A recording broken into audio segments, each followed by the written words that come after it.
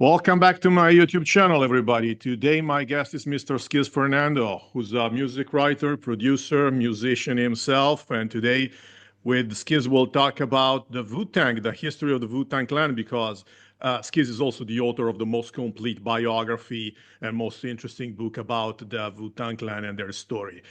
Thanks for joining me today, Skiz. My pleasure to have you here. Happy to be here, Leonardo. Well, before we start getting into this very interesting topic, would you like to tell my viewers something about yourself? Because you're a music writer, and I said in the offset, but you also, while writing the book, had the occasion to hang around with Wu-Tang and get a lot of first-hand accounts. Would you like to say who you are? Sure. My name is Skiz Fernando. I'm a journalist and author of the book From the Streets of Shaolin, the Wu-Tang Saga, based on my experiences with the Wu-Tang Clan, hanging out in the 90s during the heyday of the clan. And aside from journalism, as you said, I also run my own label, Word Sound. That's the logo behind me there. And I produce music. I release music as Spectre the Ill Saint, and Word Sound has released about 65 albums independently of all different types of music. So you have a lot to say. How come you used to hang around with them in the 90s? What started your friendship or whatever with them? Well, that's a great question. I was in New York for journalism school at Columbia, and at the same time, a couple classmates of mine from college had started the Source magazine. I don't know if you're familiar with the Source I over in am. Italy. It was one of the main hip hop publications at the time. In fact, the first. And these two guys started it out of their dorm room, and then when we graduated, they moved to New York, same time as I did. So while I was going to journalism school, they were running the magazine, and that was the magazine that gave me some of my first bylines as a writer. So as I was going to school, I was also kind of inserting myself into the hip hop scene, getting to know artists, going to shows, hanging out at studios. And Wu Tang happened to be just coming out around that time. And I was probably one of the first people to interview RZA, because I wrote their bio for the record label. It's like a Okay. little Yeah. promotional thing that comes out before the record. So I had a chance to talk to RZA very early on, probably like in '92. And that started my whole association with the clan throughout the '90s. Well, let's get to it. How did the Wu-Tang saga started? Because by reading your book, I understood and I got it very powerful that it all started in a crime-filled environment, in the ghettos, in the housing projects. So, seeing how it started, it would look very unlikely. But then from there, they rose to like building their own empire. So, how did it all start?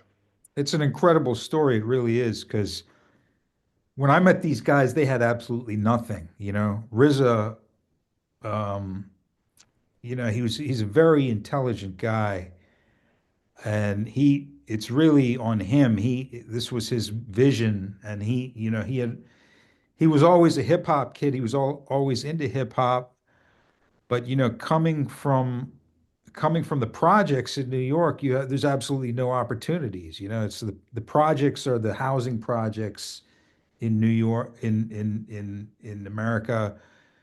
It's basically public housing, low income housing, and all of the Klan members came from the projects. New York has some of the most notorious projects in the country, and unfortunately, because these are in low income areas, there's a lot of crime, a lot of poverty, a lot of drugs. So I would say that pretty much all of the Klan members were involved in this illegal activity. They were all at one time, slinging crack, cocaine on the streets. And it's not even though it sounds like a glamorous life when you hear about it in rap songs, it's not really, because you're always you always have to look behind your back, sleep with one eye open. There's always someone gunning for you. So it's not the ideal situation to grow up in. But these guys went through that, and rapping was kind of like a hobby for them, just like something that they did to pass the time when they were on the streets selling crack. So it was RZA really who, RZA and his older cousin Jizza had experience in the music industry. They both had solo deals with record labels at one point in time, and they were both dropped from their labels. Okay. So they had a little taste of the music industry, and it didn't really work out for them. So what they did was they went back to their neighborhood, which was Staten Island, otherwise known as Shaolin, and they just kind of picked the best of their friends to form a rap crew, and that was the foundation of Wu-Tang Clan. So I'm talking about people like Method Man, U God, Ghostface Killer. All of these guys were from Staten Island. Old Dirty Bastard was RZA's cousin from Brooklyn. So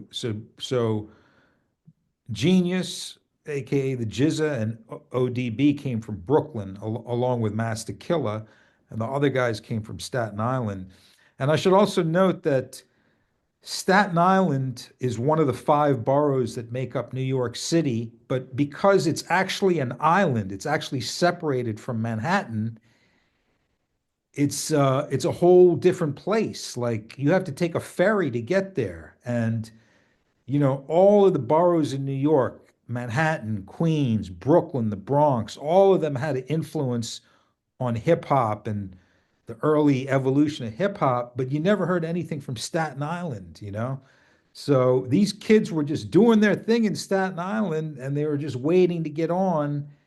And, in 1993, that was when the critical mass hit, and they were able to actually self-produce a 12-inch single and release it and put it out. And that was really what got them noticed by labels. And eventually the group was signed to one label, and RZA pulled off an unprecedented deal in that he signed all of the solo members to different deals, individual solo deals with different major labels, something that had never been done before. So it's Yeah, you quite. mentioned it. Oh, sorry. Go ahead. No, no, I'm saying that it's, now we look at it in hindsight, and it seems like, oh wow, but it was not an easy thing to do, especially having a second chance in the music industry, which is known for exploiting and manipulating artists. Well, you mentioned that they are from Staten Island, and I've been to Staten Island once, taking that ferry from Manhattan, which is actually free of charge. And I remember Well, thinking to that myself, must have been a long time ago because it's it not was anymore. 10 years ago. It was no, it was Okay. 11 years ago. So yeah, a long Okay. time ago. Okay, now it's not free anymore. Yeah, nothing's Um, free in New York. So Okay, and I remember thinking the only thing I know about Staten Island is actually the Wu-Tang Clan because hip hop itself is from uptown New York. Then you have famous rappers coming from all over, but actually nobody from Staten Island other than the Wu-Tang Clan because we would have Run DMC from Queens, we would have Notorious B.I.G. and Jay-Z from Brooklyn. We have, of course, Grandmaster Flash and the Furious Five from uptown, but nobody from Staten Island. That's probably what makes them unique. And other than that, what do you think that makes them unique as rappers? Because what I think is different is that they are nine guys. And if you think about other groups with a lot of MCs, you would think of NWA and again, Grandmaster Flash and the Furious Five, or of course, have right. five MCs each. But the Wu-Tang Clan have nine, and from five to nine, it's an enormous difference. It's an enormous leap. But I don't want to interfere with your answer. So, from a rapping point of view, what do you think makes the Wu-Tang Clan unique? Well, as you said, they stood out because there were no other nine-man crews coming out at that time. But I will tell you something. In the early days of hip hop, you did have these big crews, as you mentioned, Grandmaster Flash and the Furious Five. You also had the Cole Crush brothers. So RZA and Jizza especially were very influenced by that whole old school activity that was going on, even in the 70s. in the Bronx. The Bronx is really the borough where hip hop jumped off. So when they were kids, they actually used to take the subway up there and go to some of these park jams, as they were called. This was before there was even hip hop. They used to call the free parties that happen outside in the projects the park jams. Okay, so that was their first kind of experience with hip hop, and that's one constant thing about the Klan is they're so influenced by that whole old school era. So even the size of the group, you can kind of compare it to the old school. Um, and the thing to me that really made Wu-Tang stand out was they were very focused on the basics of hip hop, which is basically dope lyrics and dope beats. They took lyricism to a whole nother level, they took RZA took the science of beat making to a whole different level, from just sampling break beats to actually making your own break beats. And I mean, I really break it down in the book when I talk about the albums, because you really have to appreciate RZA's whole production style. He was a scientist. He used to spend days, weeks just with his equipment. He's completely self-taught, and he just brought this really kind of dark basement sound to the forefront. Um, I remember when Wu-Tang first came out, people were afraid of them because like no one really knew what these guys were all about, and that was back in the days. You got to remember the early 90s was the era of MC Hammer and Vanilla Ice, really commercial hip hop. The major labels had just got involved and they were trying to pull hip hop in a commercial direction. When Wu-Tang came out, they were trying to bring it back to the streets, back to the underground. And I think that's what the people really appreciated, because the people, the original fans of hip hop were from the streets, from the projects. These are the people who developed hip hop and supported people, the Black and Hispanic kids from these low budget environments. This was their music, their culture, and to see someone like Vanilla Ice go and have all this success, it was kind of very disheartening. So, to their credit, RZA and company kind of brought the focus back to the streets, away from the corporate suites and like back to the streets, back to like the underground. That's like the creative that's like the creative center of hip hop is the underground. And I think that is really the where the center of their appeal came from. They brought hip hop back to the real.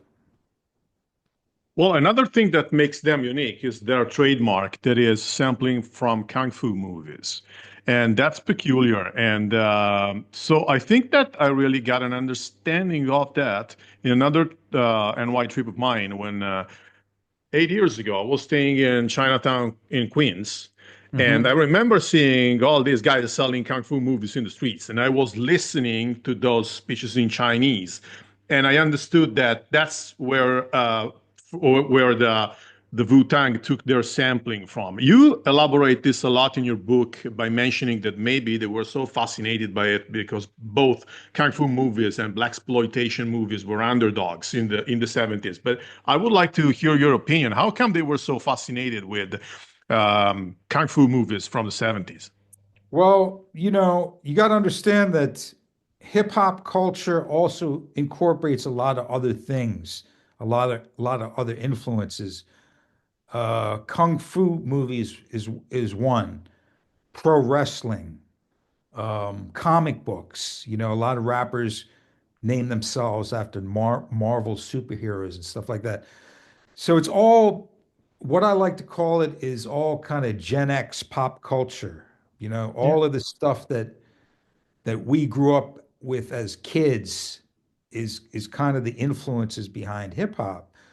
So with Wu-Tang specifically, RZA was really into these kung fu movies. Every Saturday at like 1 o'clock in the afternoon, there used to be a TV station in New York that showed kung fu movies. And the RZA and all these guys used to watch them. And in addition, RZA, as a kid, he used to travel by himself, sometimes with Old Dirty, to Times Square, which was a very sleazy, seedy area. You don't really find many kids there. And he used to stay out all night and go to the porn theaters, and like late into the evening, some of the porn theaters used to show kung fu. Excuse me. So RZA was a kung fu fiend. And in watching these movies, he was exposed to, excuse me, he was exposed to a different philosophy, Eastern philosophy, Buddhism, you know, concepts of brotherhood, honesty, integrity, loyalty.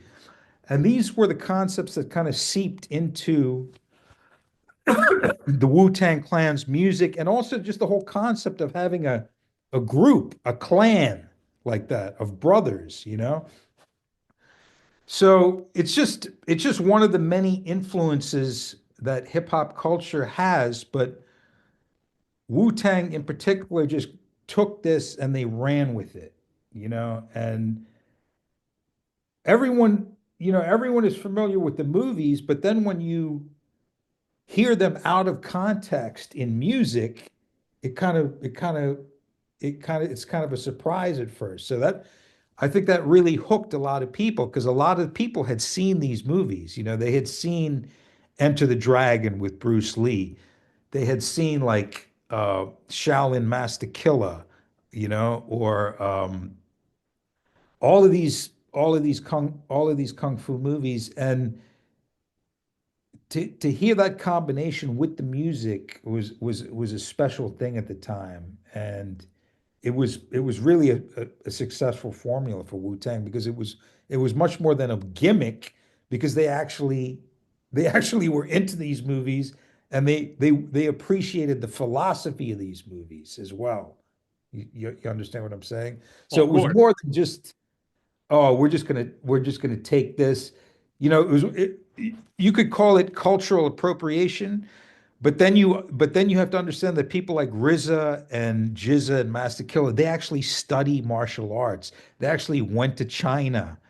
They have a Chinese Sifu from the Shaolin Temple who they study with. So to me, they're not appropriating the Asian culture. They are really students of it, and they're actually into it. So it makes it just makes the music a whole it takes the music to a whole nother level, I think. Well, I don't know if you agree with me, but the only other big cinema sample I can think of would be Regulate with that line from the movie Young Guns, with the difference that Young Guns is a blockbuster, and even my parents would know what Young Guns is, while Kung Fu movies is something, as you say, very ex-gen pop culture. So it's just for like us, born in the 70s or in the late 60s. So that's also what makes this sampling uh, uncommon, I would say. Exactly.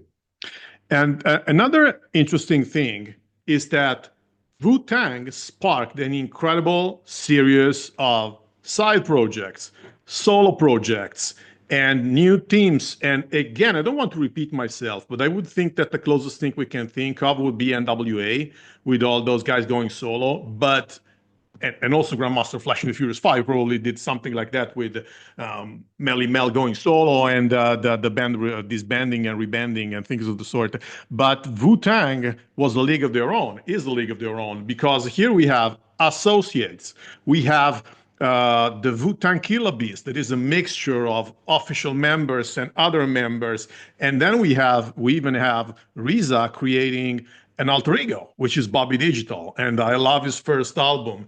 And I don't know if you agree with me, but my favorite of their side projects is Killa Priest because his music is very spiritual. Of course, he calls himself a priest, but I like in the first albums all that biblical mythology that it puts in. But again, I don't want to interfere with your answer and with your thoughts. What do you think about all this incredible series of side projects that they were able to create? Well, RZA said, he said we're going to create our own industry. I mean, he was so against the music industry. He had been so badly treated by the mainstream music industry that he vowed his vengeance, and Wu-Tang was his vengeance. And they did actually take over the music industry. As I said, all the solo projects, all of the guys did solo projects.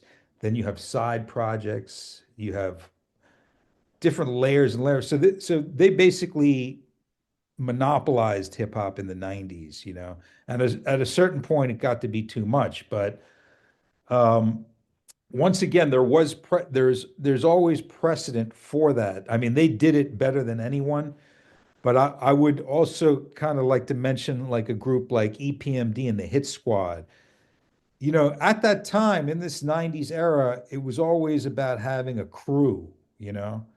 You couldn't just come out for self. So like EPMD was a group from Long Island, and they started a crew called the Hit Squad, and the Hit Squad had Redman, K Solo, Das Effects, and they all went on tour together. All those all those artists did their own albums.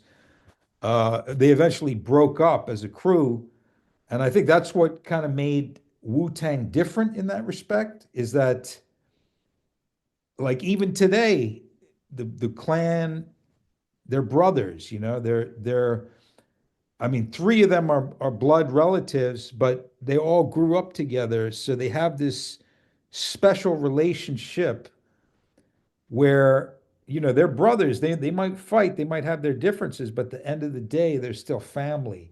So I think that's another thing that Wu-Tang kind of brought to the game, was just this concept of stronger together, stronger united, and coming together as family, and approaching things in that way, as opposed to uh, entering the industry as a solo artist. So I think they were probably as I think they were probably the most successful group to come out like that, and to have such an impact beyond just the main group and the main release.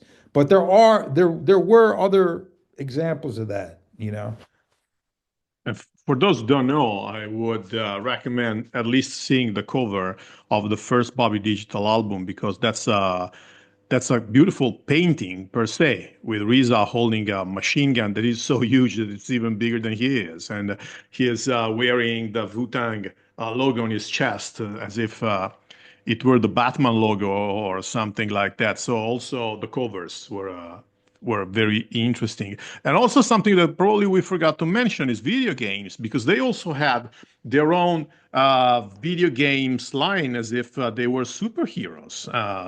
That's also pretty peculiar because we didn't have Notorious B.I.G. video games, for instance. Wu-Tang was probably one of the most successful groups to market themselves. Definitely. I would definitely say that. They came out, they were one of the first groups with their own clothing line, Wu Wear, which was probably second only to Naughty Gear, Naughty by Yeah, Nature. yeah. I think they were probably the first group to have their own um, clothing line, but then Wu-Tang came next, and it was actually a pretty popular clothing line for a while. They actually had stores in different cities, and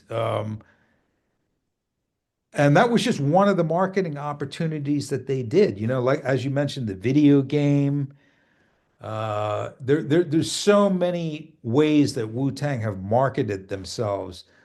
And the ultimate one, of course, being that one-off CD, Once Upon a Time in Shaolin that they sold to the highest bidder for like $2 million. It would, Oh yeah. I know you're familiar with it. It's a one-off Oh yeah. recording that was only pressed on one CD, and then they auctioned it. And the guy who bought it was this guy who his name was Martin Shkreli. He was this millionaire or billionaire who was into pharmaceuticals and stuff like that. And he eventually had some cases for like tax fraud or something like that. So the album was taken away from him by the U.S. Department of Justice, and then they auctioned it off to some other buyers. So that album is in the hands of another group of buyers, and the stipulation is that it could be released for free immediately, or it could be released as an actual paid record in like 80 years. So that was like one of the crazy. No one's ever done anything like that. That's another one of the crazy marketing schemes that Wu-Tang have done, you know. But they like there's so many stuff like that, almost too many to mention. What's your favorite album? That's a tough question. I would have to take it right back to the beginning and go with Enter the Wu-Tang because that's the album that put them on the map. That was the first record to come out with all the kung fu samples, and it was just the original. So I'll have to call it that. But Okay, I like I like so many Wu-Tang releases. I mean, it might surprise you. My favorite is the W. no, that's a lot of people like that. That's the double album. I think Yeah. that's probably their last solid album before the group kind of they broke up for a minute in the early 2000s and went their separate ways. Obviously now they're back together touring because they realized they're stronger together than they are apart, because they can tour. The last couple of years they've been touring the world. I don't know if they came to Italy, but I've Not that I'm seen aware of. video of some of these concerts that they did in South America to just like tens of thousands of people. They're like they're like the Rolling Stones of hip hop. But I don't think that the W is their last solid album. I would say that Iron Flag is their last solid album. That One was a extra. okay. That was a good. I would call that a good album, but that's when they kind of started to slide, and there's a lot of politics behind that record too. So Oh yeah. Oh yeah. A lot because that was 2001 and you couldn't avoid it. right, Uh, but okay, so I asked you that question to introduce another topic that is that I think that there are two albums in their discography that really stand out. They are The World According to RZA that was never sold in the United States, if I remember well, and Wu-Tang meets indie culture, if I remember the title correctly. So the first one, The World According to RZA, uh, was meant to be collaborations between RZA and rappers from all around the world, but actually it ended up just being collaborations between RZA and European rappers. yeah, So my mostly like right, UK, mostly like UK, right? Yeah. no, I think it's mostly France and Scandinavia. If Oh, okay. I have France and that Scan, record. Yeah, I think that there was one guy from the UK, but of course France is the second biggest hip hop market in the world. Therefore, it picked quite a few from there. I'm not really able to pronounce their names, but he has Passion, who's my favorite French rapper. And needless to say, the weakest track of that album is the one by the Italian guy, who's so bad because Italian hip hop just doesn't make sense to me. Okay. But the reason why I mentioned these two albums and the other one, Wu-Tang meets indie culture, is actually not really hip hop either, because you have blues, you have other types of black music in that record. So what I would like to ask you is, where do you think this fascination from different types, different angles, different collaborations or idea come from, and how big was the impact on their productions? Well, if I'm not mistaken, the Wu-Tang versus the indie culture was put together by Dreddy Kruger, Maybe. who's a friend of Jizza. I think I think to me, Wu-Tang has always been a very forward-thinking, progressive group, always trying new things, especially RZA. RZA's very progressive musically. He's the type of guy who, he started out with just a drum machine, and now he's actually knows how to play music. He can play several instruments. He can play guitar, keyboards, stuff like that. So RZA is a guy who's constantly advancing, constantly improving himself, improving his skills. He's completely dedicated to that, which is very different for hip hop because usually in rap you kind of stay in the cut, you stay in the Yeah. genre, you keep on releasing kind of formula records, like Drake or something like that, and it's just, you make millions of dollars. But RZA, I think, was always looking for something more, I mean, I remember a session that I was with when he did with Bjork, and there was the string section of the New York Philharmonic Orchestra there, and RZA was trying to conduct them. And RZA doesn't know music. He doesn't, and it was just amazing to watch, this kid from the ghetto who's like basically conducting these trained musicians from an orchestra for a session for Bjork. So Riz is a guy who's always looking for the next thing, looking for new sounds, incorporating new sounds into his music, trying out new things. And, maybe he's taken a lot of flack for that too, especially among the group, because the group members, they kind of want that original, they kind of always want that original dirty Wu-Tang sound. RZA's always innovating, always elevating, taking it to the next level. So I think that's why you see albums like the Wu-Tang meets indie culture, and even on Bobby Digital, he takes a lot of chances. He Oh takes yeah. he takes a lot. He steps outside of hip hop quite a lot on those records. And he even has what you call like little spoken pieces between one track and another.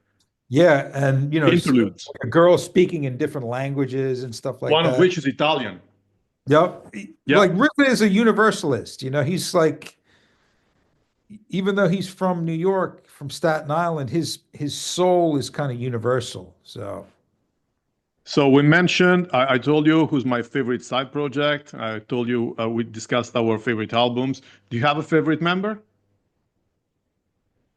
it's very difficult because I produce music myself. I would have to say RZA because I've actually learned a lot from him, and I've actually kind of been in the studio with him a lot and seen him operate. So I have actually picked up quite a lot of stuff from him. And lyrically, I would say probably my favorite would be either Jizza or Ghost, who Okay. are two very different MCs. Jizza is like a storyteller, you know. Ghost is a completely abstract stream of consciousness guy. And Well, I go, do go. agree with you though that Killer Priest is an incredible MC too, and I love all that the spiritual concepts that he brings into it, all the biblical stuff. And I interviewed Priest, and Priest was this kid who, when he was a kid, he was forced to go to church every Sunday. So that's where all that biblical stuff comes from. But Priest is into all types of Also. weird esoteric knowledge and stuff like that. So he's all of the clan are into that, but like Priest really incorporates a lot of that stuff into his rhymes too. Thought You know, so. Well, I would say that probably the most underrated would be Inspector Deck because he's never mentioned, but I like his solo albums. it's really sad about Deck because he was supposed to be, I talk about it in the book. His album was supposed to be one of the first solo albums to Yeah. come out. But then RZA had a flood in his basement and lost all of the discs for that. Inspector Deck album, so they had to redo it again, and it wasn't quite the same. But yeah, Deck is like he's definitely underrated. And even like you God, like you God gets a lot of flack, but man, he has some incredible lines, you know. And when I was researching the book, I found out that that out of all the dudes in the group, you God was probably the deepest into the drug game too. Okay. He was actually really pulling a lot of money out of the streets at one point. So you know he's a smart cat, you know. Well, let me ask you something final to close this discussion. So, when we discussed our favorite albums, we both mentioned something that was published before 2001. So, it was a long time ago. What do you think is Wu-Tang's legacy on today's hip hop? I think their main legacy is that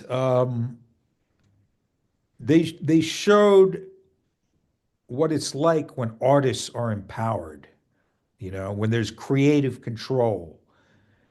Because when it comes to this hip hop thing, it's the artists who know it better than the labels, okay? All of these corporations who are cashing in on hip hop, they don't know hip hop like the people who create it, you know, who came from that culture. So I think Wu-Tang's legacy will be always that they showed that you do not have to go through the normal channels to have success, that you can go the independent route and still make an impact. And also that there are no rules to this shit. You know, this is hip hop, and like I said, there are no rules. You can do exactly what you want, and you know, their example is has impacted so many young MCs out there. You know, their influence is just all over the art form now. So I think they'll always be seen as giants, you know, like I said, like the Rolling Stones of hip hop, always. But don't other rappers have similar stories? For instance, Notorious B.I.G. or N.W.A. or even Tupac come from a very poor and crime-filled environment. You know, most rappers come from a low budget environment, but the Clan, as you said, there was never, you know, all of these people that you mentioned are solo artists, Nas, Biggie. We've never seen a situation where a group of black men came together and united and then did so much damage together. So I think that's like the lasting legacy because, you know, they always talk about how the black community is not together, it's not united, you know, that there's always black on black violence and stuff like that. And Wu-Tang, and you know, we didn't even talk about their five percenter ideology, which is Oh another yeah. part, because the Wu-Tang, their main, you know, the main tenet of the five percenters, which is otherwise known as the nation of gods and earth, is that the black man is God in the flesh. And can you imagine how empowering that is to a kid who grows up in the ghetto and who's told his whole life that he's going to amount to nothing, you know, that he's lower than a dog? Imagine imagine being told that you are God in the flesh. And when you have that mindset, you start acting like God, you know, you start holding yourself to a much higher standard. And you can totally see how that whole philosophy has affected each and every member of the clan, you know? And you know, I'm someone who's spent a lot of time with the group, just like myself. and nine guys in a room. And, I've been the journalist there and I see how they treat each other and I see how they react. And, instead of calling each other the N word and stuff like that, these guys call each other God. Peace, God. What's up, God? Imagine that mentality, how that affects you, and how you carry yourself when you have that type of self-respect. So we can't front on that whole ideology of the five percenters, which are, and it's not just Wu-Tang, there's a lot of rappers who are five percenters. But that is to me, that's like the hidden ideology behind hip hop. Because a lot of guys, especially in New York in the 70s and 80s, were influenced by that mentality, of the 5%. So, Who else is the five percenters? Because I've only heard about it oh, in relation to the Wu-Tang. Brand Nubian, Okay. Busta Rhymes, Oh, Poor Righteous Teachers. Yeah, there's a bunch of groups that are five percenters. Rakim, okay. of course, solo artist Rakim. Yeah, of course I know. I've only heard about five percenters in relation to the Wu-Tang Clan. That's why I thought it was only them. Well, Skiz, many thanks for your time. I think that we gave a very good overview about the Wu-Tang saga, the so-called Wu-Tang saga, and why their music is so peculiar and why they are so important in today's culture worldwide. And I do recommend and I encourage everyone to read your book. I will leave the link to Amazon to buy it in the description to this video. Thank you very much. And let me remind you that the Wu-Tang saga is not over. It continues. The saga continues, as they always say. So Yeah, and they team up like Voltron, as they say. The saga exactly. continues. Absolutely. As when they form like Voltron. Yep. Thanks everybody else for watching this video. See you all next time. Bye bye. Thanks, Italy. Peace. Peace.